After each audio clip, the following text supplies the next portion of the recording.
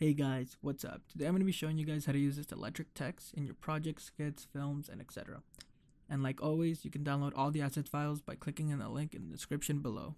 So when you download the project files, you'll get this zip folder. All you have to do is extract that file, go inside this folder, and you'll have all this video files from A to Z. And all you gotta do is pick the letters you want, drag it into your editing software. I'm choosing After Effects.